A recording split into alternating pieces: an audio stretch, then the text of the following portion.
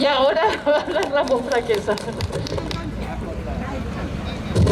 Esta batalla la vamos a ganar. Aunque hoy tengamos que recordar una noticia triste, que es la pérdida el pasado 6 de abril de Arcadi Oliveras. Arcadi ha sido un compañero que ha estado luchando hasta el final por un mundo mejor. Y después de una larga enfermedad, de una larga lucha, nos ha dejado. Pero nos ha dejado también su ejemplo, su pensamiento. Arcadi fue una persona que luchó activamente siempre. Luchó contra la pena de muerte en tiempos que eso no era nada fácil. Dirigente de Pax Christi, presidente de Justicia y Paz, promovió en los años 90 la lucha por defender que una parte de la riqueza de los países, el 0,7%, se dedicara a la sostenibilidad y al desarrollo. Era un objetivo fácil en ese momento. Estábamos a principios de los años 90 y había acabado la Guerra Fría. Parecía que una vez desaparecía la confrontación militar entre Estados Unidos y la Unión Soviética, iba a haber dinero de sobra para resolver los grandes problemas que tenía el mundo y que podíamos entrar en una nueva fase histórica donde dirigiéramos recursos a evitar la degradación del planeta, a evitar la pobreza, a generalizar la educación. Pero el neoliberalismo tenía otros planes. Ese cambio de época no fue para mejorar el mundo, fue para empeorarlo. Y Arcadi, junto a otras muchas personas, plantó la bandera de que había alternativa, de que había otra posibilidad. Hoy, 30 años después, por ejemplo, lo que yo me he dedicado mucho tiempo, a la economía de la pesca, tenemos en el mar la mitad de los peces que teníamos hace 30 años. Tenemos muchos menos bosques. Tenemos muchos más pobres. Pero los ricos son más ricos que nunca. El mérito fue explicar en ese momento que había otro camino. Y ahí estaba Arcadi. Más tarde se planteó otra batalla no menos importante. Cuando ya esa globalización avanzaba de manera exponencial y planteaba en el año 1999 el Acuerdo Multilateral de Inversiones, que era un salto a un mundo controlado por las multinacionales. Y ahí apareció el movimiento contra la globalización. El movimiento del Fórum Social Mundial, que planteaba que eso no podía continuar de esa manera. Y Arcadi, junto a otras personas, estaba allí. Y en Seattle, en 1999, se consiguió una movilización de cientos de miles de personas venidas de todo el mundo que paralizaron el Acuerdo Multilateral de Inversiones. No ganamos la partida, porque no conseguimos revertir lo mucho que habían destruido. Pero por primera vez se pararon los proyectos neoliberales. Y desde entonces estamos colocando la contrarrevolución neoliberal en un cajón de arena. No la hemos revertido todavía, pero cada día sus proyectos quedan más frenados por la contestación popular. Ya en 1999 se planteaba la privatización de las pensiones. No lo hemos permitido, al menos en este país. han hecho contrarreformas dolorosísimas para nosotros, pero el proyecto que tenían no han podido tirarlo adelante. ¿Y por qué no lo han podido tirar adelante? Por la gente que estuvo dispuesta a luchar, a plantarse, a decir que había otro camino. Con Arkadi compartimos las luchas contra la guerra de Irak, contra el gasto militar desaforado. Compartimos luchas en defensa de la renta de garantía de ciudadanía, que ganamos legalmente, pero que luego hemos perdido en el sentido de que esa ley no se ha aplicado. Hemos conseguido la ley, pero los que gobiernan controlan su ejecución. Y en su ejecución, la gente pobre en Cataluña sigue sin tener acceso a lo que la ley le daría derecho. Y Arkadi fue una persona que desde el principio apoyó el movimiento de los pensionistas y apoyó nuestra argumentación, lo que planteaba Conchi, de que la seguridad social es algo perfectamente solvente. El problema es cuando se quiere utilizar ese dinero para otras cosas. Hace unas semanas comentaba el libro póstumo que nos ha dejado Arkadi, Paraules d'Arkadi, en que se denuncia el aumento del gasto militar de nuestro país frente a las necesidades reales de la población. Mirad, el día 22 de abril, un día antes del Día del Libro, del Día de Sant Jordi, el Día de la Cultura, van a votar un submarino que nos ha costado 976.000 millones de euros. Perdón, 976 millones de euros, casi 1.000 millones de euros. Lo que se ha gastado el gobierno en todo este periodo en el ingreso mínimo vital. Nos dicen que no hay dinero. Le dicen a la pobre gente que va a las oficinas de bienestar social que no hay dinero. Pero sí han tenido dinero para votar un submarino. ¿Qué es lo que necesita nuestro pueblo? ¿Necesita más gasto militar? Un submarino que, por cierto, ha acabado valiendo el doble de lo que se presupuestó. Y un submarino que con esos 976 millones que cuesta, es solo el primero de una serie de 4.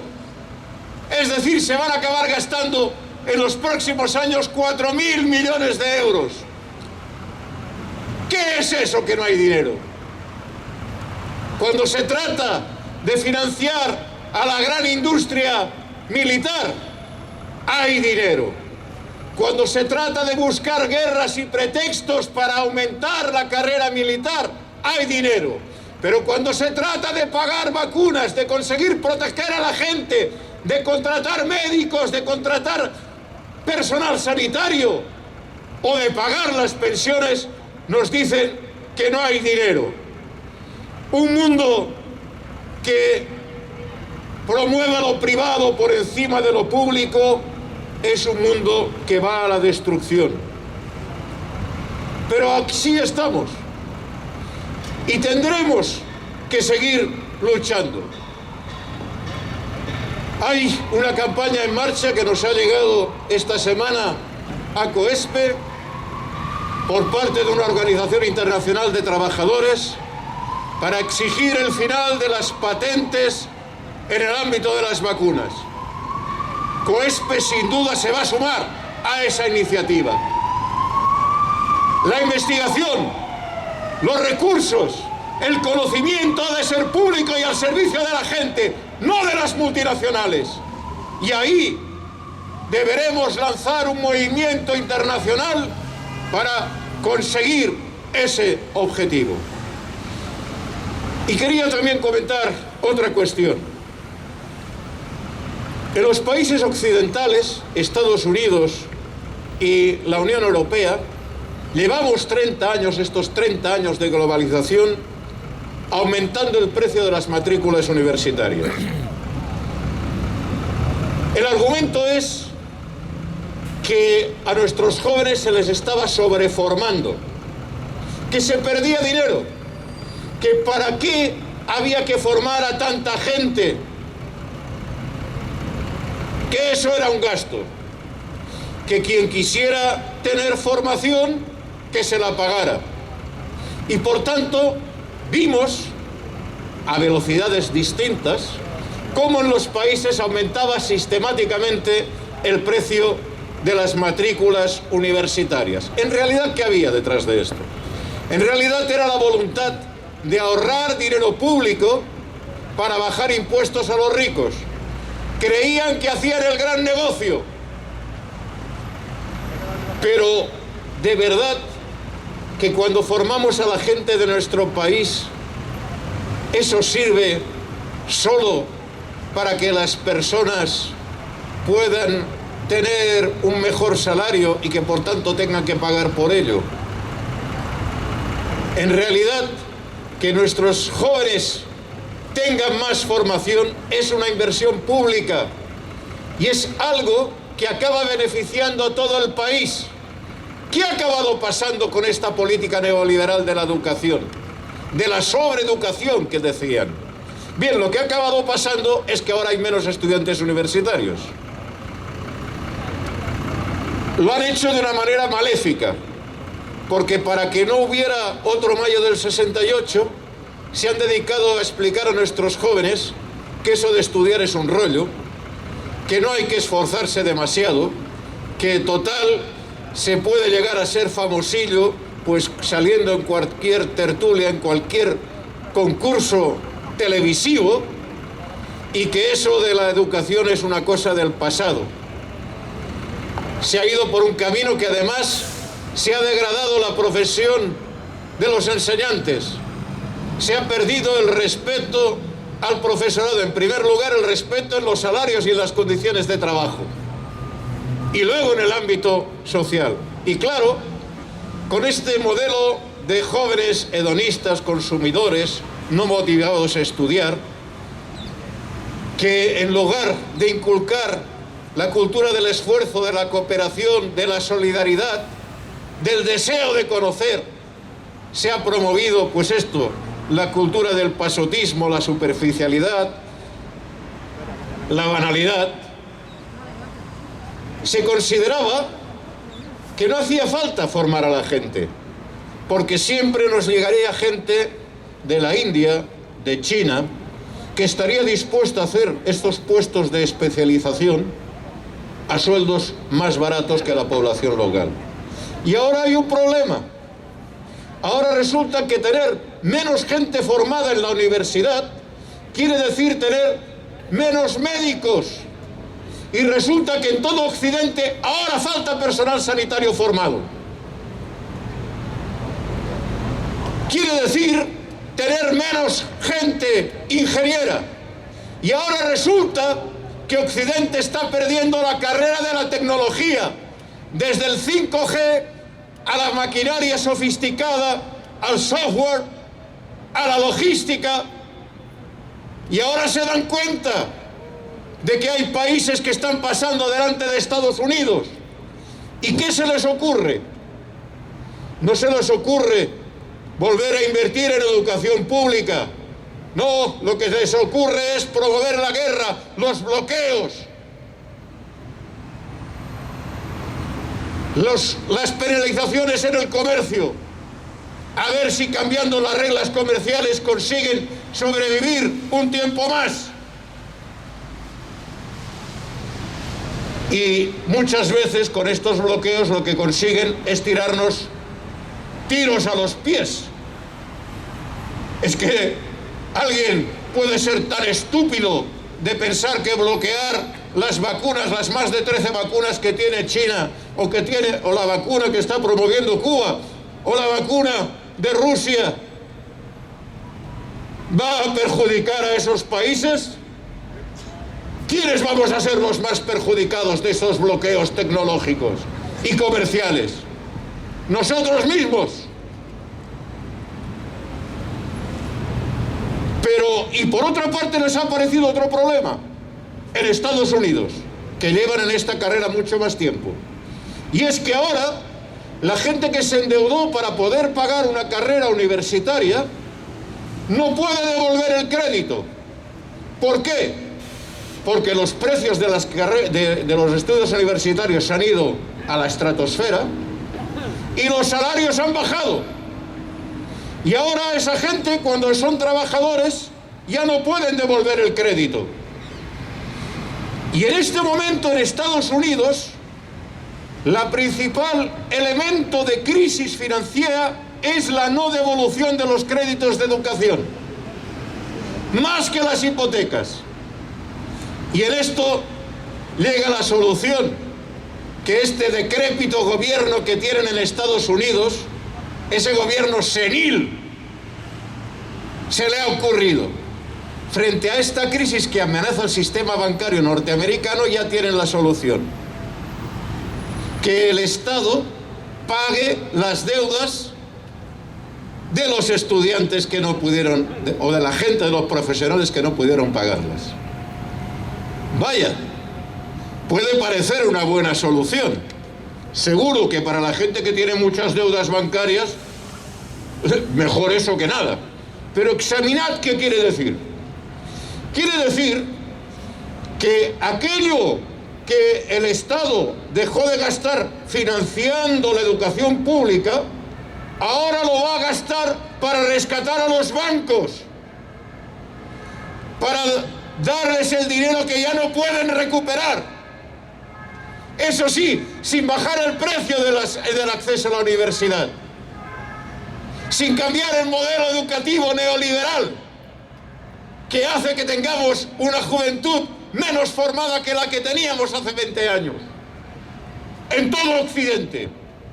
Y luego se extrañan que nos pasen delante otros países, si es lo que han estado sembrando. Con estas soluciones no vamos a salir de donde estamos. La amnistía de esta deuda es simplemente mantener el negocio de la banca y de las universidades privadas. Desde luego, esto no va a cambiar la situación. No se cambia los fundamentos de un modelo, como decía, hedonista, egoísta, en que nadie piensa en el bien social. El modelo que les dice a nuestros jóvenes que si quieres prosperar, en lugar de esforzarte, dedícate a ser un ladrón en Wall Street o un narcotraficante en Harlem, porque eso es lo que le ofrece el neoliberalismo a nuestra juventud. Y hay otro camino, el camino que estamos construyendo, el camino que nos proponía Arcadi: reforma fiscal, empoderamiento social, control público de la economía, desarrollo sostenible y participativo. Ese otro modelo que se empezó a ganar en los años oscuros de la década de los 90, cuando con las movilizaciones contra la globalización se paró el acuerdo multilateral de inversiones, se creó el Fórum Social. Como digo, no conseguimos revertirlo, pero paralizamos aquel proyecto. Hoy, 30 años después, los movimientos sociales estamos profundizando esa paralización de las reformas neoliberales. No es un tema menor lo que explicaba aquí Conchi, que COESPE haya conseguido que varias fuerzas políticas del Parlamento español se hayan sumado a la iniciativa de COESPE de exigir la auditoría de la Seguridad Social. Porque esto es cambiar la situación en que nos encontramos en noviembre, cuando se firmó el Pacto de Toledo.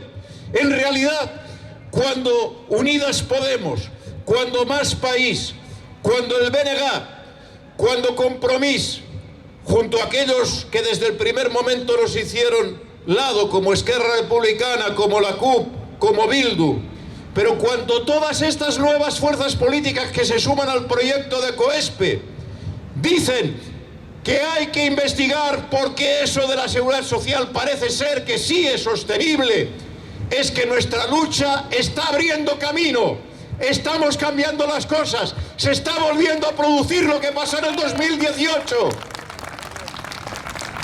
en que frente al Pacto de Toledo que promovían cuando Unidas Podemos o Izquierda Unida se negó a sumarse al pacto, al final hasta el PP se negó a firmar aquel pacto. No querían salir en aquella fotografía. Estamos cambiando las cosas.